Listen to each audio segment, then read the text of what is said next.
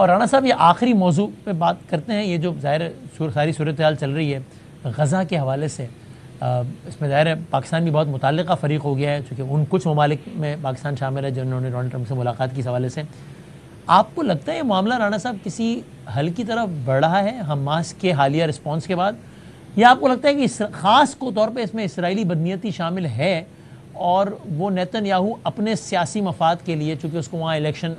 معاملہ سیٹ ہوگا تو وہاں الیکشن ہو جائے گا, معاملہ سیٹ ہوگا تو وہاں اس کے کیسز شروع ہو جائیں گے, یعنی اور بھی اور اس کے اور توسیع پسندانہ عزائم ہیں, بہت ساری اور چیزیں. تو آپ کو ابھی بھی نیتن یاہو کی اس میں بدنیتی لگتی ہے اور اس وجہ سے خدشہ لگتا ہے کہ معاملہ کہیں بگڑ ہی نہ جائے اور مستقل حل سے پھر دور نہ چلا جائے, یا آپ کو لگتا ہے نہیں مستقل حل قریب ہے اس معاملے کا؟ دیکھیں, اس میں جہاں تک نیتن یاہو کی بات ہے وہ تو ہے ہی بدنیت, اس کی نیک نیتی تو ہو ہی نہیں سکتی. وہ ایک ظالم شخص ہے اور اس نے جو ظلم کیا ہے اور جس طرح کا ظلم روا رکھے ہوئے ہے اس سے کسی قسم کی توقع نہیں کی جا سکتی. اور جہاں تک امریکہ کا تعلق ہے اور پریزیڈنٹ ٹرمپ کی بات ہے تو ان کی باتوں سے یہ لگتا ہے کہ شاید وہ یہ چاہتے ہیں کہ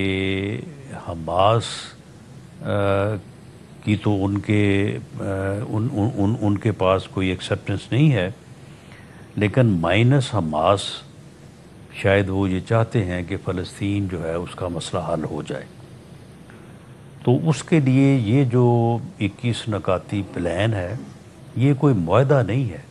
نہ ہی یہ کوئی ایگریمنٹ ہے, بلکہ یہ ایک پریزیڈنٹ ٹرمپ کا ایک پلان ہے کہ جس میں انہوں نے بعض چیزیں جو ہیں وہ فلسطین کے لیے پازیٹیو رکھی ہیں اور بعض چیزیں جو ہیں وہ اس نے اسرائیل کے جو مقاصد اور جو اس کے عزائم تھے فلسطین کے متعلق کہ وہ کس طرح سے جو ہے وہ وہاں پہ کس طرح کی جو ہے وہ فلسطین کو رعایت یا ان کو جو ہے وہ رہنے کا حق دینا چاہتا ہے. تو ان ساری چیزوں کو ملا کے اس نے ایک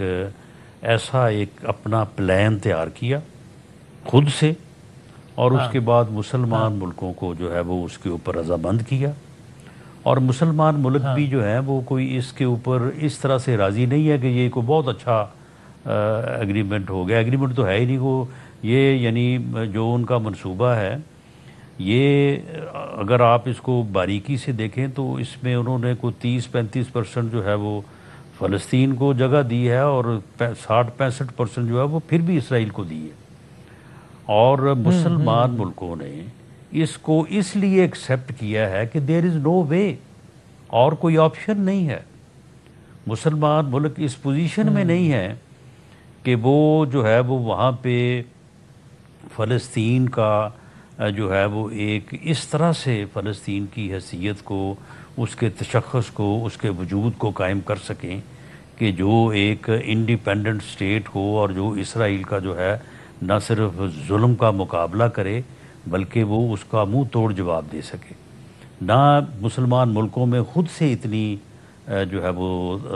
طاقت ہے, نہ یورپین ملک جو ہے وہ مل کے اس معاملے میں کوئی انصاف کی آواز کو اٹھا سکے ہیں یا ظالم کا راستہ ہاتھ روک سکے ہیں. تو پھر ایسی صورتحال میں مسلمان ملکوں نے بھی یہ سمجھا کہ some thing is better than nothing والی بات ہے. یعنی آپ کہہ رہے ہیں آئیڈیل سچویشن نہیں تھی, بس ایک پریکٹیکل سولوشن لگ رہا تھا. تو اس پہ رانا صاحب آخری سوال پھر اپنی بات پہ شامل کریں. آئیڈیل صورتحال بالکل نہیں تھی. تو یہ تو پھر جو ہے وہ ایک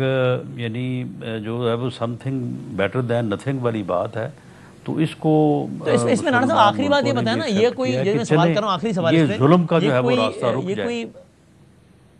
ٹھیک ہے, لیکن یہ کوئی وہ نہیں ہے, مطلب کوئی کانسپریسی تھیوری نہیں ہے, بیانات کی بنیاد پر کہہ رہا ہوں کہ دکھایا یا اگر بیانات کو صحیح مان لیا جائے حکومت پاکستان کے نائب وزیر اعظم نے, اگر بیانات کو سچ مان لیا جائے تو اس کا مطلب یہ ہوا کہ اگری کسی اور چیز پہ کرایا گیا, دکھایا کچھ اور اناؤنس کچھ اور کر دیا. یہ کس نے ڈچ کیا پھر پاکستان سے باقی ممالک کو؟ چونکہ نائب وزیر اعظم ایک سے زیادہ بار کہہ چکے ہیں کہ بھائی جان یہ جو 20 نکات ہیں وہ نہیں ہے جو ہمیں بتائے گئے تھے. ٹھیک ہے, معاہدہ نہیں ہے, پلان ہے, منصوبہ ہے, لیکن اس کا مطلب یہ نا کہ بتایا کچھ اور اناؤنس کچھ کر دیا. تو یہ بیچ میں کیا ہوا, کس نے دھوکہ کیا کیا؟ نہیں دیکھیں، جو پلان مسلمان ملکوں کی جو لیڈرشپ ہے جس کی ٹرمپ سے ملاقات ہوئی تھی، تو اس میں جو انہوں نے اپنا ہاں ڈسکس کیا کہ جی ہمارا یہ منصوبہ ہے، یہ پلاننگ ہے، تو اس میں کوئی ایک دو چیزیں ایسی کہ جن کو جو ہے وہ بعد میں جب انہوں نے مسلمان ملکوں سے ایکسیپٹ کروا کے یا تائید لے کے جب انہوں نے اسرائیل کے ساتھ ڈسکس کی نیتن یاہو سے، تو اس میں پھر کچھ چیزیں جو ہے ہاں وہ پھر ان کی بھی انہوں نے بیچ میں جو ہے وہ ان کو بھی تو راضی کرنا تھا نا. تو اس میں جو وہ فرق آیا ہے، وہ فرق جو ہے وہ ضرور